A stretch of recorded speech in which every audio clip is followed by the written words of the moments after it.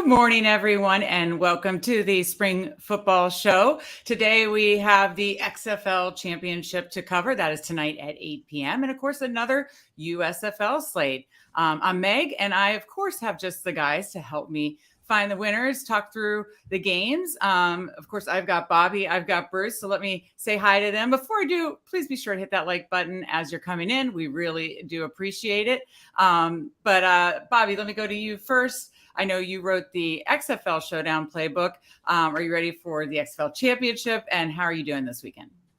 Doing good. It's weird. We're at the end of the line for the XFL season. It's not the championship game that I thought that we would get. I I'm not know. supposed to see DC in there, but I expected St. Louis or Seattle to be in there. So I a did little bit of too. a surprise matchup on that front. But yeah, Saturday's going good. My Lakers won last night, so we're on to the conference finals now for NBA. So unfortunately, no Absolutely. more 2 or 3 game slates. We're on to just showdown from here on out. But Oh, that's we might get right. That's right. That makes, yeah. Okay.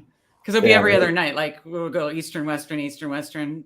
yeah, Okay. exactly. We'll Okay. flip flop back and forth, and Lakers and Nuggets starts on Tuesday, and then Heat versus whoever wins between Boston and Philly, I believe, starts on Wednesday. So Right. kind of hoping for Boston to win because one, I want to see a Boston's Lakers finals, Yeah. Yep. but it's kind of fun to see if we get the same 4 teams making the conference finals from the bubble Yeah. I season saw when your tweet everyone. about that. I did not realize that was that year was just a blur. I did not realize that was the bubble Final Four.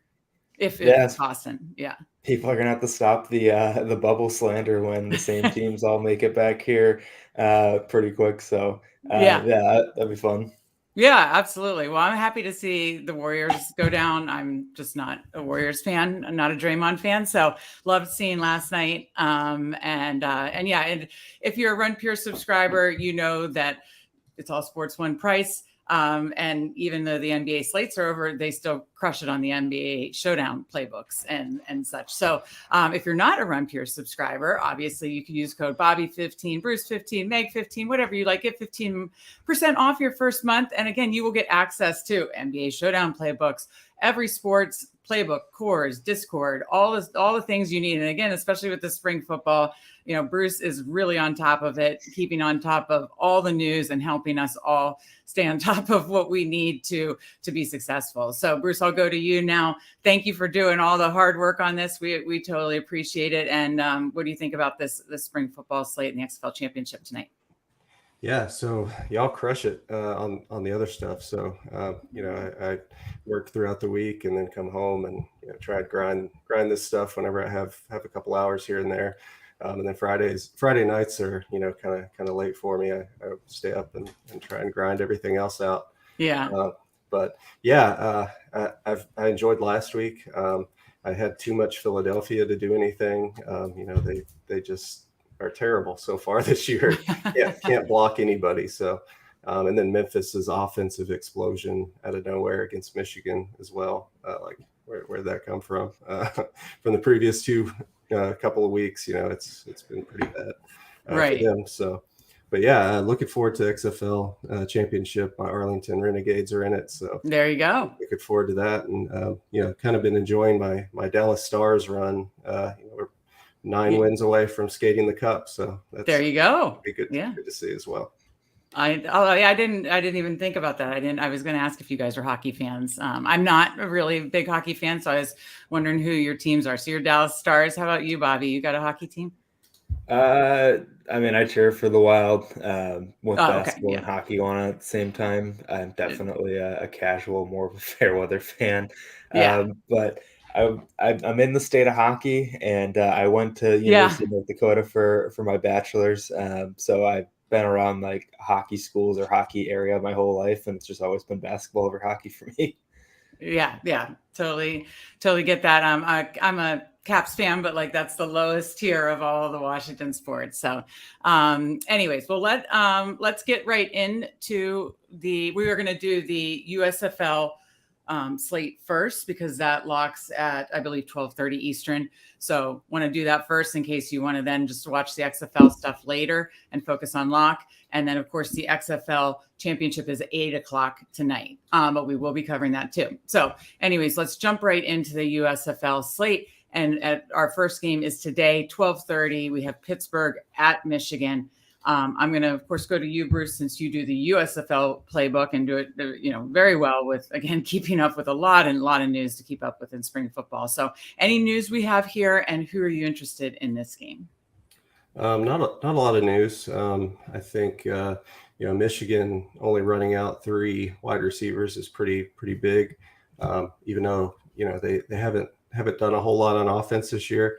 Joe Walker was pretty big last week, and with less options this week, he's kind of interesting at the 8,600 price point. And then you have Trey Quinn and Hyman as well, rounding out the wide receiver core. So, those guys are very thin. So, something to look at there. You just can't play the quarterback for Michigan. They kind of been rotating back and forth between Love and Strong. And, it's a tough situation. I don't mind Troy Williams on this slate. I thought, he's kind of looked good the last couple of weeks. I've hated the Pittsburgh quarterback situation, but he's looked good with his legs, and I think he can make some plays with against this Michigan defense. So I don't hate him. I think he's going to be lower on to like 10% or so. So he did have over 200 yards passing last week against Birmingham, and how many yards rushing? 63 yards rushing and a touchdown. So that upside is there, and Michigan's strength is that defensive line. So maybe he can pass a little bit today. I think Corbin's going to show some ownership today, and the matchup is tough, but they are missing one of their better defensive players. So I don't think he's terrible. Stevie Scott as well. He's been banged up this week. I don't really want to go there, but that's an option. Trey Walker is one of my favorite receivers in this league. He's been kind of banged up a little bit, and he's going to be low owned. I see like 1 to 2% ownership, and last year he had some games where he had like 13 to 15 catches. So so if they're able to pass the ball a little bit, he's definitely one I'd want like tournaments or something. So but other than that, I think the defenses are in play in this game. That's I think what's the total in this one? 42, lowest on the week. So defenses are definitely in play here. But I don't mind the quarterback for Pittsburgh. Okay. Speaking of totals, we had a question in chat before I go over to Bobby. Do you guys have interest in the Generals Stars under tomorrow at 43.5? I know we will get to that game, but while you were talking about totals, I figured I'd ask the question from chat. Yeah, I think it was 44 earlier this week, maybe 44.5. So obviously the line they're seeing is 43.5. Yeah, I think it's a solid bet, especially if Jersey plays defense like they should. And you always gotta watch out for Jersey scoring on defense there, especially with the way Philly's blocked. So it's not a terrible bet.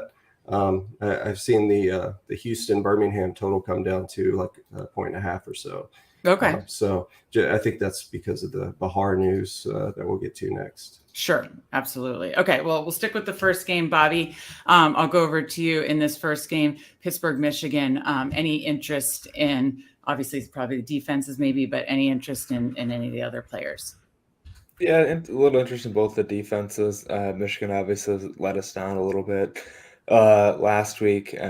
But I mean, I think you can go back to Michigan, Corbin combination, get your running back defense correlation there, and a lower scoring game. So I don't mind going that route if you want to go there. Really don't think I'm going to get to either of the quarterbacks in all likelihood, and outside of a little bit of interest in the run game and the defenses, like Bruce mentioned, with them being a little bit thin at wide receiver, and I don't mind going to like a Trey Quinn or one of the other guys on the Michigan side of things. I mean, I think that Quinn hardly had any targets last week, but he's still 3,500, and he's the type of guy that at close to min price, I could see him catching 6-7 balls and maybe getting 60-70 yards and putting up a pretty solid score for near min price, and if he falls into the end zone. So that's where my main interest in is either getting a cheap wide receiver or getting a defense, or maybe spending up at Corbin and doing a little bit of running back defense correlation. But yeah, like you said, lowest total on the week, not going to have crazy amount of interest in this one. Right, of course. And you guys have both mentioned ownership. Not only does the playbook have projections, but Bruce has ownership projections in there too. So you can kind of know who's going to be chalky, who could be some of the lower owned plays to maybe take shots on. So that's kind of another benefit of the playbook. So anyways, working through to the next game, which is later today at 4:00, Houston at Birmingham. So Bruce, I know that I think this was the game, there was some news, and then, again, obviously, who are you targeting and looking at in this game? Yeah, so it looks like Kenji Bahar is out this week for Houston at quarterback. So, we should see Terry Wilson start. We always made fun of Kay Fallick because he would play Terry Wilson on college slates. Mostly, so having a throwback to the college days. Yeah, that was mostly Big T. He would get after Kay Fallick for that. Okay, but maybe Fallick wants to get in the USFL streets today. I've already let him know, razzed him a little bit on it. So, okay, nice. Let him know. But yeah, Terry Wilson, 6K. All he can do is run pretty much. He does have an okay arm. It's not the best. I would say probably about 55 to 60% completion percentage over a year or so. But yeah, it's not great. But at that price, 6K, you can get a lot done with your lineup. So, and this game does have shootout potential. It's total 46.5. So, it has came down a little bit, but his legs are really solid. And then of course you got Magoo on the Birmingham side. He had a rough week last week. Let's see what he had. 157, a touchdown and 2 INTs. But he did have 48 yards rushing and a touchdown. So, he's running a little bit more. Right. So, that could be interesting. It's mainly the matchup. Houston's defense has been pretty bad so far this year. They did have a solid week last week, but it was Philadelphia. So, I think this game's going to be pretty good points wise. So you think it could be a good bounce back for Magoo then? Exactly. Yeah. And now DK did that thing again that they did last week. They took Pledger out of the player pool, and he's back. Okay. That's frustrating. He's not in the pool. But Mark Thompson he is expensive at 10-2. But it's Birmingham's defense who looked really bad last week, and they're missing a lot of guys on the defensive side. So, I don't mind going back to Thompson again this week. Especially, Pledger's back, but he's more of like a pass catching smaller back. I don't think they want to run him in the middle of the line of scrimmage 15 times like they do Thompson. So, right. Yeah, and then wide receiver wise, Davion Davis, I think he's projected to be the highest owned wide receiver this week. Had a big week last week. The slate's tough at wide receiver. There's not a lot of guys you want to spend up for, and salary is not great. So I think Davis is the best spend up option. Okay. So he's looked great. He had 10 targets last week, a touchdown, 71 yards. So. I just think he's a good play. Justin Hall on the other side, I don't mind coming back to him. He's still not playing every single snap, but with Terry Wilson in there, I think they'll be dumping the ball off to him a little bit more this week. That game's going to be closer. And I think he's going to have a big week, big bounce back week. I think last week he didn't do much at all. 3 for 30, 5 targets. So. But yeah, other than that, not too much. Zuber's in the pool this week at 3K, but he played defensive back last week. Really? Okay. For some reason. Yeah. He was wearing 21 playing DB. It was weird. Okay. And I think Austin Watkins is playable at 3,700. And of course, we can go back to Sternberger again. I was just going to ask, that was your college guy we talked about last week, Yeah, right? yeah. Okay. Had one catch, I think 1 or 2 catches. So. Okay, but we could go back to him this week. Yeah, you can go back to him. They do have Moss back at 2,500, and a guy that's going to be popular, I think, is Josh Peterson for Houston. Had 5 targets last week, caught 3 for 45 yards. So, at that 2,700 price point, you can do a whole lot with your lineups as well. That's true. Absolutely. Sometimes it's what it allows you to do. Absolutely. All right, Bobby, let's go over to you for this game. Obviously, Bruce mentioned a lot of potential plays. Who are you interested in? Yeah, I think I got a little bit of interest in Mr. Magoo this week. A good matchup. If I'm spending up at quarterback, he's more than likely the guy that I get to. But I might have a little interest in Terry Wilson. I wish there's a little bit more spend options at wide receiver, because I definitely have liked in USFL having the builds where I spend down at quarterback and then try and get some of the high volume guys in, which I still think you can do to a degree this week with some different running backs and a few different wide receivers. So definitely a game that I feel like want to get exposure to. You could stack this game up. So I like it for sure. As far as like main interest in this one, I feel like Justin Hall's treated us well every week. If I'm spending down with Wilson, I think I'm going to want at least. I think he's the guy with rushing upside. So really, just probably want to go with the skinny stack that way. So I think on my main team is a decent shot that we'll get to one of the next games, but it's a good shot that I go DeAndre Johnson or Terry Wilson at quarterback, spend down and then spend up, and just jam in some of the expensive running backs and see what wide receivers or some of the high volume tight ends that fit. Okay. Well, that actually is a great kind of just discussion point. You kind of mentioned how you're thinking of building this week. Bruce, how are you thinking of, we've talked about this before on XFL shows, like how are you thinking about this week for like lineup construction? Yeah, I built a little bit last night when I was laying down about 1:30 this morning. Yeah. And I had DeAndre Johnson as well. So yeah, I think paying down at quarterback this week, especially in like single entries and 3-entry max stuff, is the route. Just because the running backs are so expensive, you're going to play Hills for sure, and he's priced up. So and then like a guy like Surratt is priced up as well too. So right, yeah, it's a rough go. So I think spending down at QB is the play.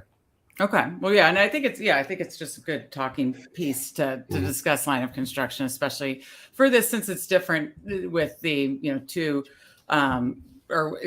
with the one running back, the 2 wide receiver tight end, and then the 2 flex. It just, the optionality of how you're going to use your positions is definitely just something to think through. And so I'm glad we were able to talk about that. Before we get to the next game, Mama Rocks Homestead in the chat says the playbook has been amazing so far this year. USFL and XFL has been very profitable this year. So that's you guys. That's all you guys. So great job, Bobby and Bruce. Thank you. I would agree. She is absolutely right. That is awesome. Let's go over to our third game and our first Sunday game tomorrow, New Jersey at Philadelphia. As you said, Bruce, the Stars have kind of been letting us down offensively, struggling to block. Do you have any interest there, or what are you thinking about for this game? Yeah, I think it's mainly an ownership play if you do it, just because he's going to be probably 5% owned. Cookus, I'm talking about if he's good. He didn't play like the last play or last 2 plays last week. So if he's good, I don't hate it just as an ownership play because he's priced up too. It's really hard to make a lineup with him and a couple of his wide receivers like Coleman and Gray, just because he's so expensive. But yeah, I don't hate it in tournaments if you're looking for maybe they can figure out how to block this week. It hasn't looked good, but possibly they figured out something in the week prior. So who knows? But yeah, I'm mainly in on DeAndre Johnson here. Just think Philly defense is just terrible. That's one constant they haven't been able to fix like the last couple of years. So I'm totally in on him. The thing that's causing me an issue is like I really want to play one of these New Jersey running backs too, but like Trey Williams at 6,500, he's such a good play, especially if he plays like he did last year. He's kind of rounding back into form, and he was good in preseason NFL slates too. For Cincy, I think, and 6,500 for him just seems too cheap, especially with this matchup. So I have some interest there.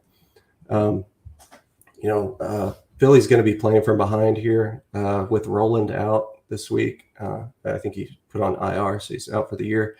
Overton at 4K isn't horrible either. I don't hate him for value.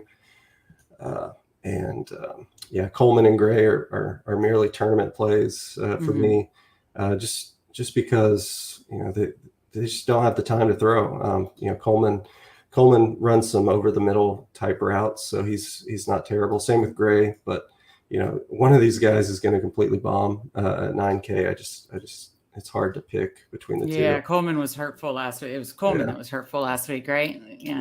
Yep. Mm-hmm. And it's tough to pay up for those guys right now, especially against a New Jersey defense that's going to put pressure on the QB, and it might be a rough one, especially if Thomason is in at QB for Philly. Don't really know too much about him, but it could be a rough game for them. Eccles Looper 7,500, pretty much the only New Jersey wide receiver I have interest in. He's just he's been making big plays out there. They don't throw the ball enough. I think they ran the ball 60% of the time so far this year.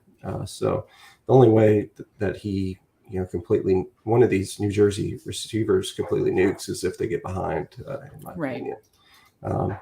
Tight end here, not too much interest. Maybe Bowman at 2,500. He's getting targets, but not too explosive.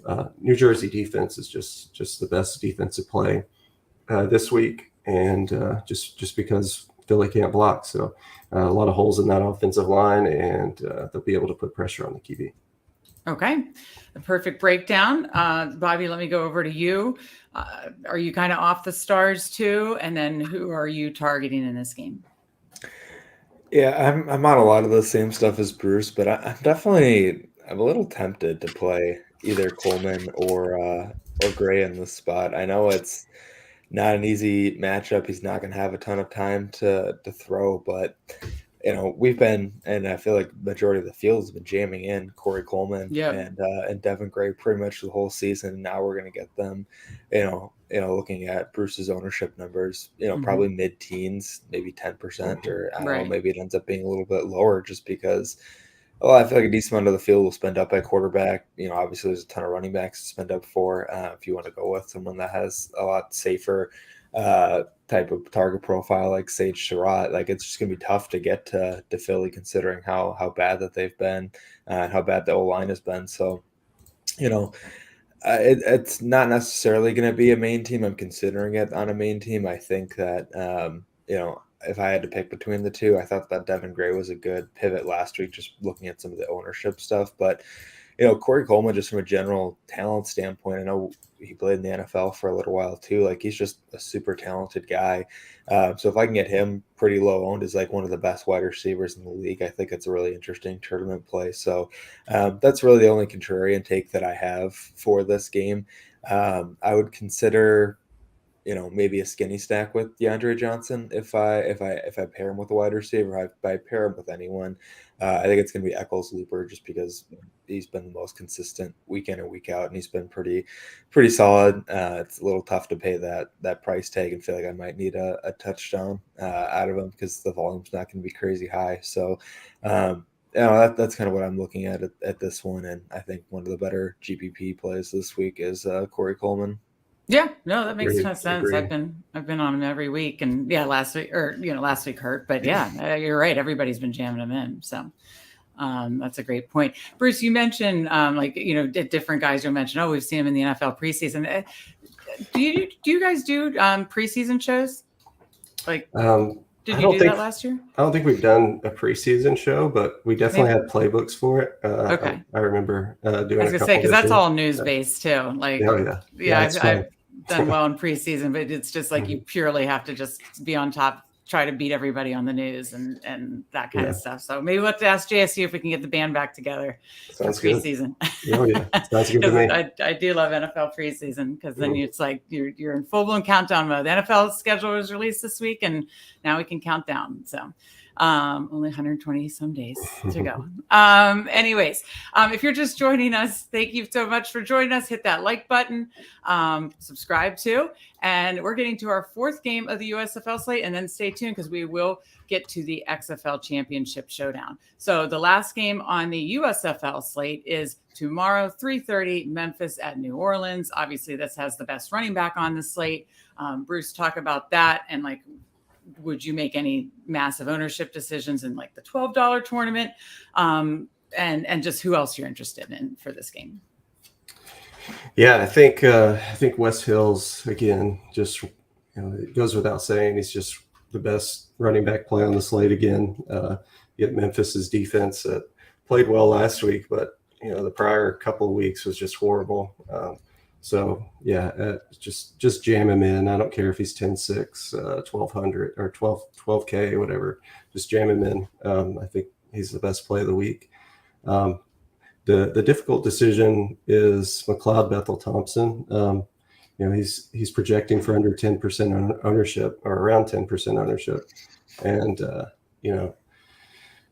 he can completely go off. What if he gets all the touchdown luck here, and Hills maybe gets one or something. So it's possible that they've shown that they can put up 40 points. So if he's the only QB that goes off this week, it's possible he can put up a huge score and be on the winning team as well. But yeah, they're going to need a lot of scoring in this game from New Orleans to do that.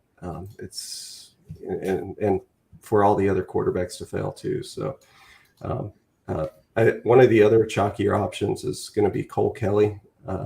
He's projecting for about 18% ownership. He's been good the last couple of weeks that he's played. I think he had some rushing upside too last week. Let's see. He had 27 yards rushing and 2 touchdowns. I think one of those was a QB sneak, but he's like a 6'8" dude, and he looks huge out there. He just kind of runs people over a little bit.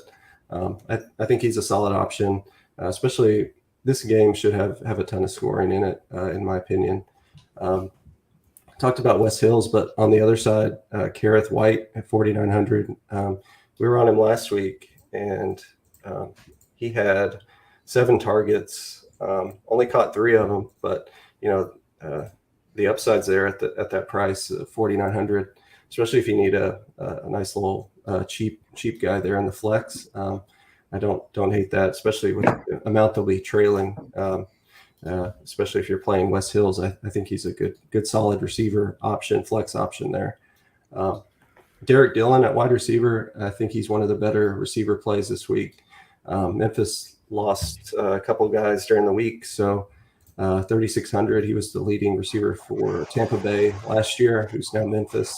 So I think he's a good play at 3,600. D. Anderson let me down last week. He did catch a touchdown, but it was called back. But brutal. He did. I think he had 6 targets. Right. And he played the whole game. So I think I was on the right track there. Sometimes it hurts just to miss by a little bit. Surratt also had a touchdown called back. Very painful. Those two getting called back were so painful. But I think he's a good play again this week. They're still very short at receiver, and he should play the whole game as well. Oddly enough, him and Dillon went to LSU, I think about the same time. So I think those are the 2 top receiving plays on this in this game. Adams is good too if you want a contrarian like spend up option. he's shown in the past he can make big plays, and 9,200 for him is solid. And I think Ryan McDaniel has kind of let people down, but the touchdown upside is there as well for him. Of course, Sage Surratt, just crushes for us every week, and he's going to be owned.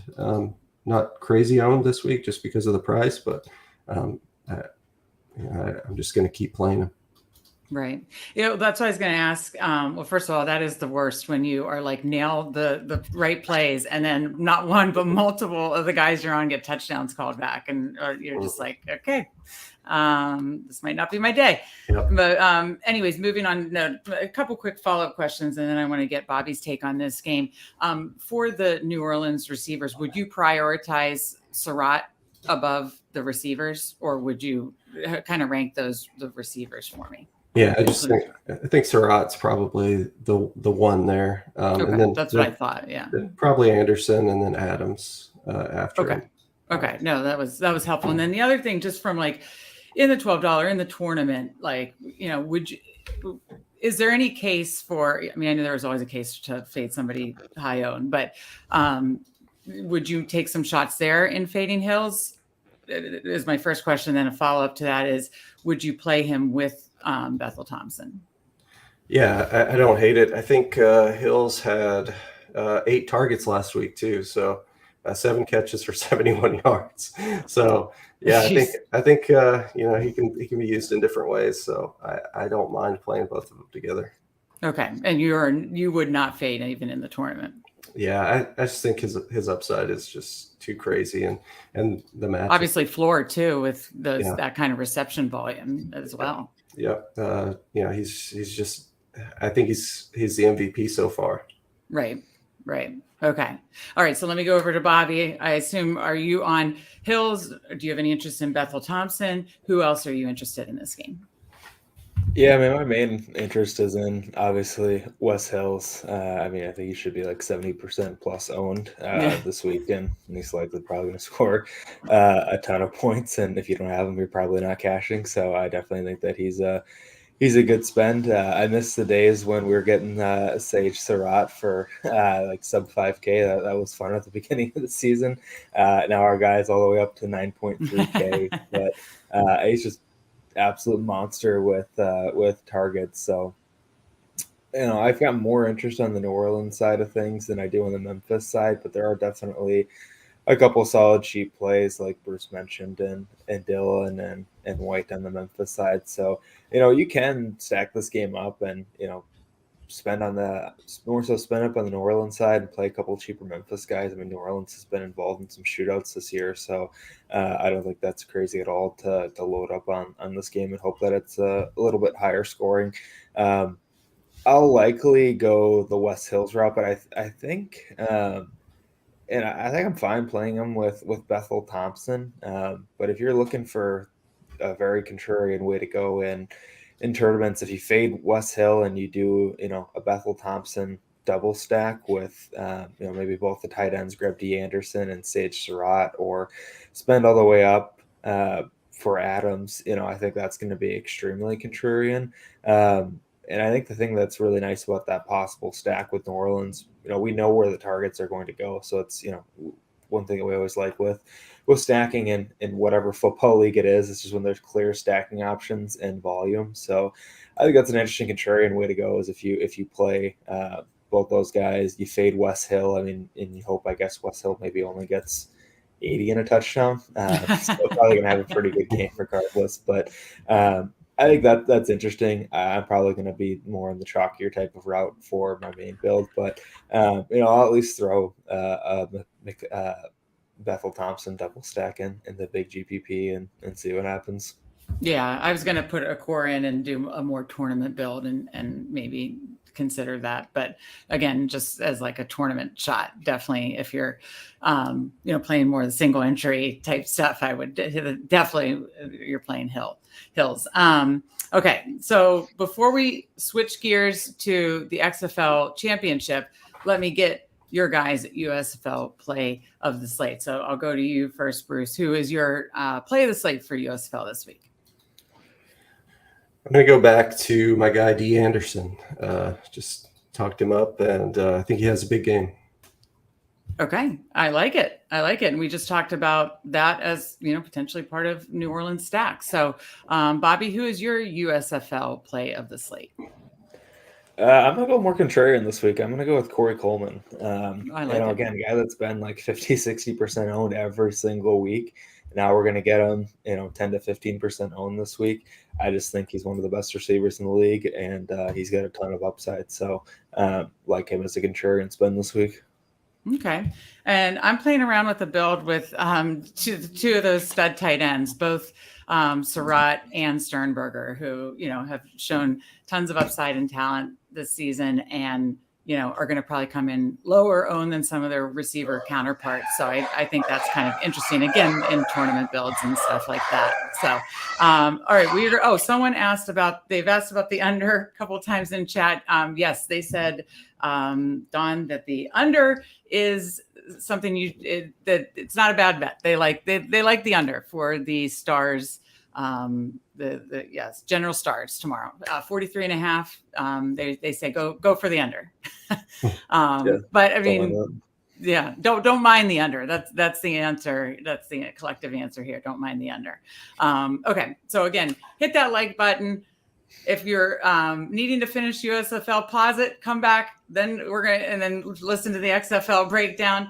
If you're done with your USFL lineups, we're jumping right in and we're talking the XFL championship between DC and Arlington tonight at 8:00. So let's talk it through here. I kind of like talking this through because it's, again, just talking through not just the players, but showdown strategy, captain, any punts, ownership, all the things that is so fun about showdown game theory. So, Bobby, you did the playbook for the showdown, for the XFL showdown. So I'm going to go to you first here.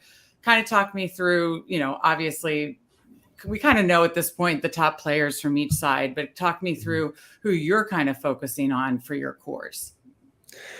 Yeah, I mean, so I've got my core up on the site already, and so I think that the way that most are going to build for this game, and honestly how the game probably plays out, that it's I don't see it being a shootout. I don't see it being like a complete blowout either. I think that DC's rightfully the favorite. I think the spread's been going in between like 6.5 and 7 points throughout most of the week. So DC's rightfully favorite. They've been really good this year. They've had a solid defense. At times they've gotten beat by some bigger plays, so they have been susceptible to the long ball at times. But I mean, you've just got Te'amu. You've got multiple good wide receiver options. You've got Abram Smith, who's been the best running back in the league. So there's a lot of different ways that you can go DC heavy builds. I think what likely will be fairly popular is maybe Te'amu.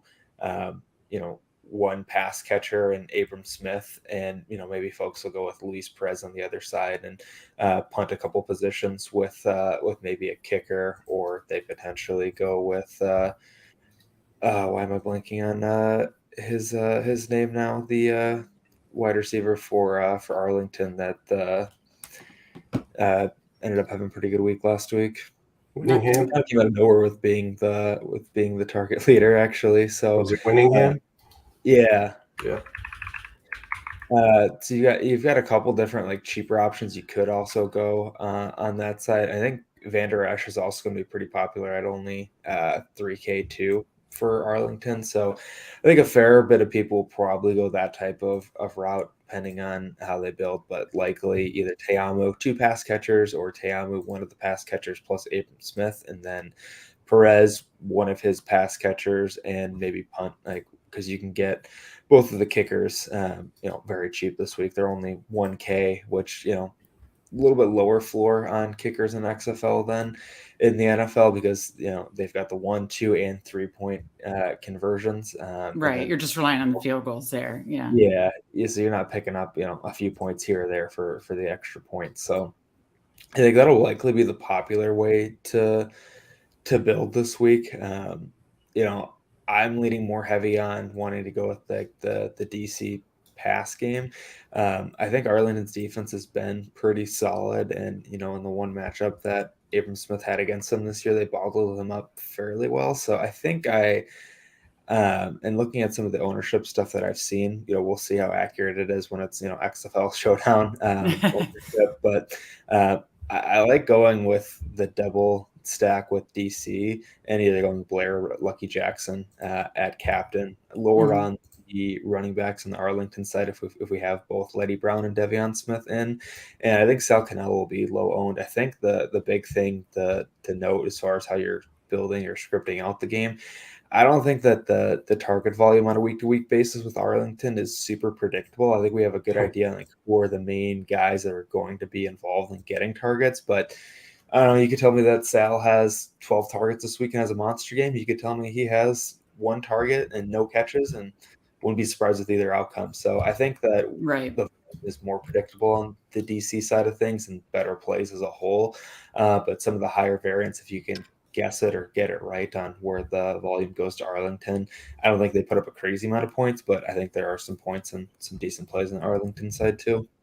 Right. I was going to actually ask you guys specifically about the kicker. The kickers in showdown have worked for me in NFL. I know we don't get the floor of having extra points in the XFL, but if they, kick a couple field goals, you're getting them for $1,000. It's again, what does it let you do? And I was wondering what you, I guess, A, think their ownership will be, and B, I do like the Arlington kicker more. One thing I know Big T said in NFL showdown is, that's one place where you can look at box scores and kind of just see the trends, if the coach is willing to go and take the field goals and that kind of stuff. And it looks like the Arlington kicker has kind of, had his opportunities to not goose egg you. So how do you feel about the Arlington kicker and what do you think his ownership will be? I'll go to you first, Bobby, and then get Bruce's feeling on that too. I'm going to guess the kickers won't look as good and people might not scroll all the way down, especially if you're hand building all the way down to 1K with the kickers down there. So I'm guessing like 15 to 20% probably on both kickers. Like you need them to fit in multiple quarterbacks and studs, but I also think they might go a little bit overlooked. Okay. And then so you have a little interest in that as for what it allows you to do, basically. Yeah, I think I'm interested in it for what it allows you to do. I mean, I prefer if I'm playing the kickers, maybe more so if I'm playing one of the quarterbacks at captain. I think it's fine if you play other positions, but I feel like you're more so playing the kicker because you're hoping to get Tayamu captain. Yeah. And I prefer to go the Arlington side at kicker because I think it's just more likely that DC is going to score touchdowns, put up more points, and Arlington's going to move the ball a little bit, but they're going to get stalled and maybe have to kick some field goals. So I definitely prefer going the Arlington side for kicking. Yeah, I like the Arlington kicker. I believe Russolino definitely better. Again, you kind of look at the box score, and again, I think DC, just as you said, will convert more touchdowns. So definitely interested in the Arlington kicker more. Bruce, weigh in on kickers to start off, and then weigh in on who you are kind of targeting as your core plays. Yeah, I think you almost have to if you're going to jam, some of these studs. I kind of favor like a Luis Perez captain with like a couple of his pass catchers, and then running back with Tayamu. It's really tough, if you're trying to fit anybody else in there. There's nobody else really down in that 1K range you want to jam. Maybe like a Ethan Wolf, but he's still 2,200.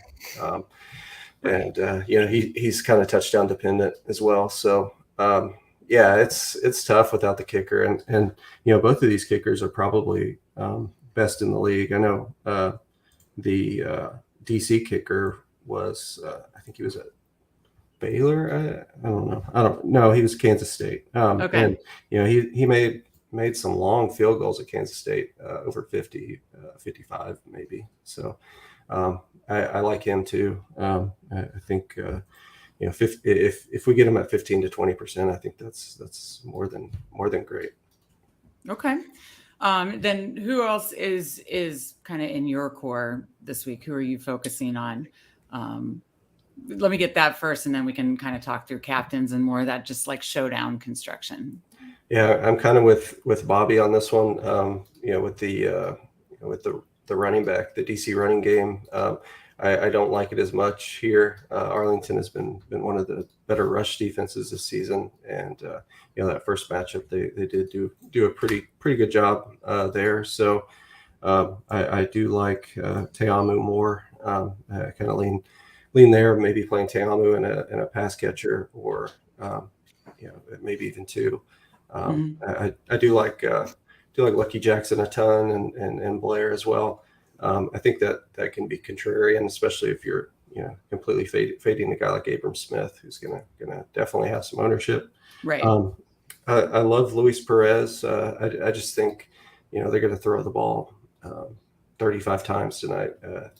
A lot of dropbacks, and it is tough to predict the wide receiver situation there, who the balls are going to go to, for sure, just because they spread it out.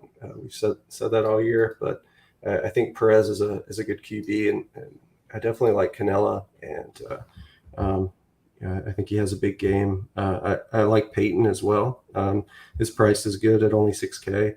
I just think he has a nice game today. He's kind of came on of late, and I think he's good. Van Der Esch, solid value as well. He's played a ton, and he's looked good past the eye test there.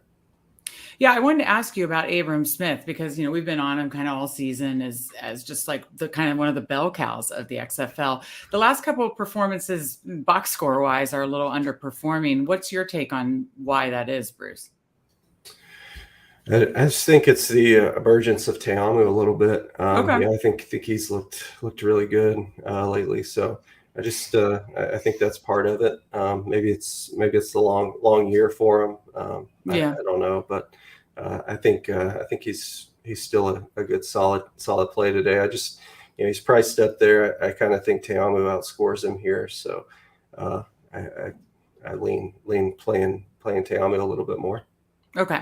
Okay. So both of you have talked through kind of what players you're interested in your pool. Now let me really narrow in who your favorite captains are, so we can kind of talk through that. And we talked about punts. I asked about kickers. We talked about, some punt plays. We talked about kind of our player pool.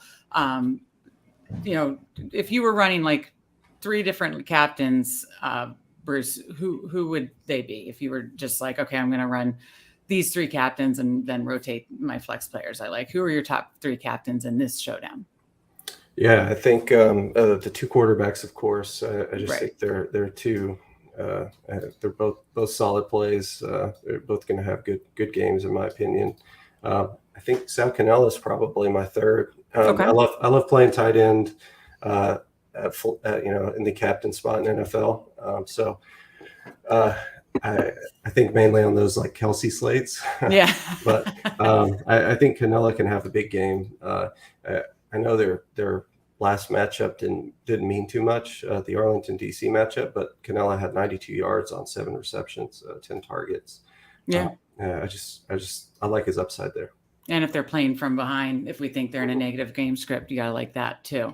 Okay. So those are Bruce's three favorite captains. Bobby, you kind of touched on it a little. It's in your playbook. I know Blair is one of them. Who are your other two favorite captains? Yeah, my other two favorite are going to be Lucky Jackson and Jordan Te'amu. I think the ceiling, what are the three most likely guys to have that ceiling performance? I think that the way that a lot of these XFL showdown slates have broken down, you've not necessarily needed the money, so people have tended to play quarterbacks at the captain spot, and I think that'll probably be pretty popular today, especially Te'amu. But obviously Te'amu has passing upside and rushing upside, so you definitely want to consider him that captain too. But and just football showdown, regardless of what league we're talking, I always love the wide receiver captain. I think that it typically has the highest, or I guess pass catcher if we're talking, like Travis Kelce and stuff too. So I mean, I don't mind the Sal Cannella call, obviously either on Bruce's side, but I just think that Lucky Jackson and Chris Blair, both of them have just monster ceilings. We've seen them have just huge games too. So and we've seen them do it a variety of ways too, with just volume, with big plays. So I like either Te'amu or either the DC pass catchers. Definitely don't mind a Cannella or Perez in there, or if you want to go with a cheaper a guy like Peyton or Van Der Esch at captain to save money and jam in some more big plays. Okay. And before we get our plays this slate, first of all, we have Rubio in chat. Hey, Rubio, good to see you. I'm glad you got a lineup reserved and ready to go, so we can hopefully see a lot of RPS logos at the top.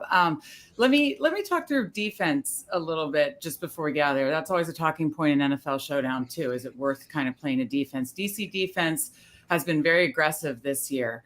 Would you target? I'll ask both of you, and I'll just go back to you first, Bobby. Do you have any interest in a defense in this slate? Yeah, I think I'm more so interested in the DC defense. Like I'm having a hard time seeing the script where the Arlington defense really does as well. And I think we've played defenses a lot of these XFL Showdown slates. So, Yep.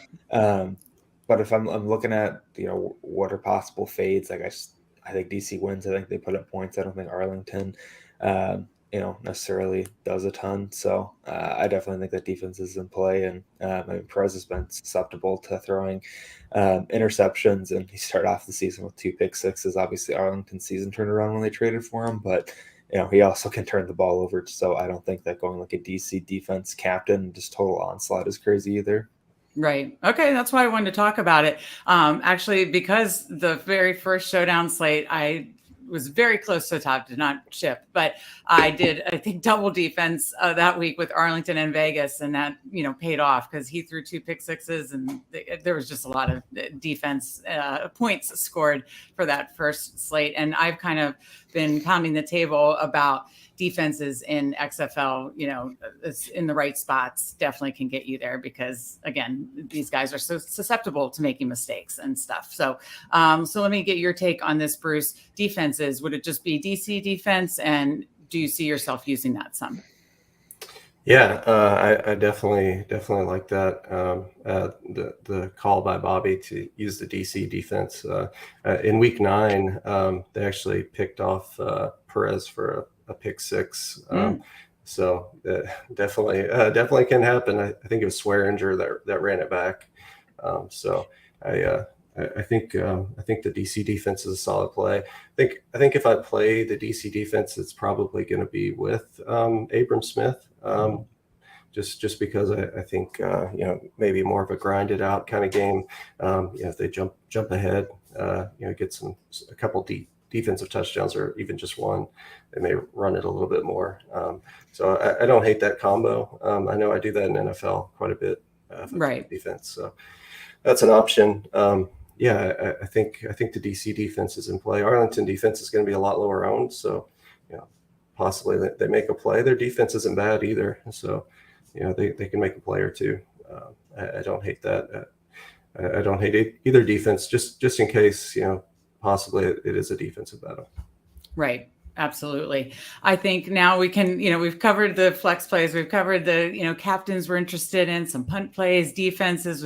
We've got it all. But now let's get your favorite play. I know probably it's going to incorporate one of your captains, but let me get your guys play the slate. But this has been fun breaking down Showdown because truth be told, I've had a good XFL season or profitable one, but I've actually been even more profitable in the Showdown side of it than the Classic. And so I love Showdown in general for every sport, just the game theory side of it. So it's fun talking through this with you for the XFL championship. So with that, Bobby, I'll go to you first. Who is your kind of play of the slate that, kind of maybe not lock button, but you're very high on for this XFL championship? Yeah, I'm gonna go with Chris Blair as my play of the slate. Favorite captain. He's in my core on the site as the captain spot. So I'm hoping that one of the DC wide receivers, that captain, is what ships it for me. All right, I like it. Well, if that's what goes off, I know that Bobby's going to be happy. So that's I like to see it. Bruce, who is your XFL play of the slate? I'm going to go with my guy Luis Perez. He's just been the turning point for Arlington season so far, and I just think he has a huge game today, and I think I'm leaning towards using him in my core at the captain spot. Okay, I like it. Mine is going to be, this is kind of why I asked you, but I, again, have been high on playing at least one defense in a lot of XFL showdowns. And again, that's been pretty kind to me. So I'm going to have the DC defense in my core. And we will get our cores up on the site. Bruce or Bobby's are already up. We'll have our USFL cores, our XFL showdown cores. Everything will be up. Check out Discord. The same channel for both USFL and XFL for news and questions, that kind of thing. So I think that covers it for this week. So good luck, everybody, in your contest. Thank you so much for joining us, and we will see you next time.